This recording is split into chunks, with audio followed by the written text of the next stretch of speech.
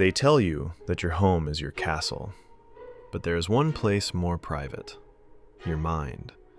It is the final fortress. Your thoughts, memories, and fears belong to you alone. At least, that's what you believe. But in 1953, the CIA made a decision that violated the most basic human right. They decided your mind was not a sanctuary, but a battlefield. This was Project MK Ultra. Their goal was engineering. They wanted to find the delete button for memory. They wanted to rewrite personality and create a kill switch inside the human brain. This is a matter of documented record.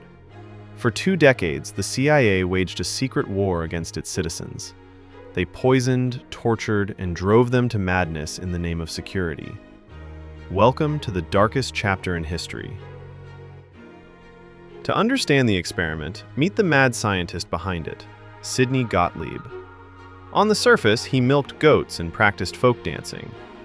Inside the CIA, he was the Black Sorcerer. Director Allen Dulles gave him a blank check. His mission was scientifically impossible but terrifying. Total mind control.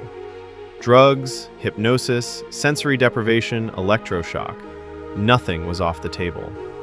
Gottlieb believed he could melt the human psyche and recast it. His primary tool was a newly synthesized compound, lysergic acid diethylamide, LSD. But clinical trials weren't enough. He needed to break people who didn't know they were being tested. Enter Operation Midnight Climax. The CIA established safe houses in San Francisco. These were furnished like luxury apartments but rigged with microphones and two-way mirrors.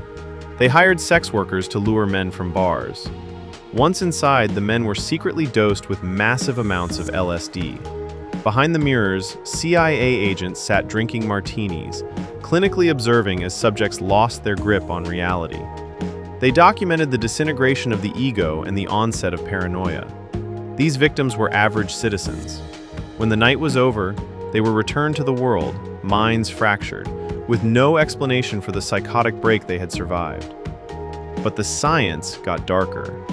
The CIA outsourced brutality to the Allen Memorial Institute in Montreal, led by Dr. Ewen Cameron. He wasn't creating spies. He was trying to cure schizophrenia by erasing the brain. He called it de-patterning.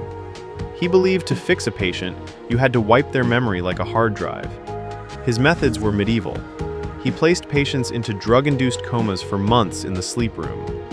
While they slept, he used psychic driving, playing tape loops of messages under pillows for 16 hours a day. You are worthless. You are guilty. Worst of all was the electricity. Standard therapy uses 110 volts. Cameron used the Page-Russell method, shocking patients with 75 times the normal voltage, multiple times a day. Patients woke up with retrograde amnesia. They forgot their families, how to talk or walk. They were reduced to a vegetative state. The CIA funded every volt. The program spiraled. Frank Olsen was a bacteriologist for the Army, a scientist. He witnessed biological weapons testing and wanted out. In November 1953, Gottlieb secretly spiked Olsen's Cointreau with LSD.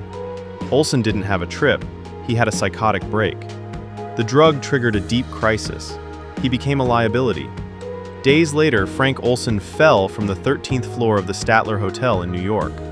The CIA classified it as suicide. It took 40 years to find the truth. Forensic evidence suggested Olsen didn't jump. He was pushed. He was the first documented casualty of a war the government fought against its own people. By 1973, CIA Director Richard Helms panicked. He realized if MK Ultra was exposed, it would destroy the agency. He ordered, "Destroy everything." Thousands of files were burned. He thought the secrets were buried, but 20,000 documents survived. They proved MK Ultra was industrial-scale abuse involving 80 institutions. The government apologized, but look around. We carry devices tracking our moves. Algorithms predict our thoughts. MK Ultra used LSD and trauma. Today, they have dopamine loops, 24-hour news cycles, and infinite scrolling. The tools changed, but the goal remains. Did the experiment end? Or did it just graduate? Frank Olsen fell so the truth would die, but truth survives. Guard your mind, because if you don't, someone else will. This is the Alter Codex.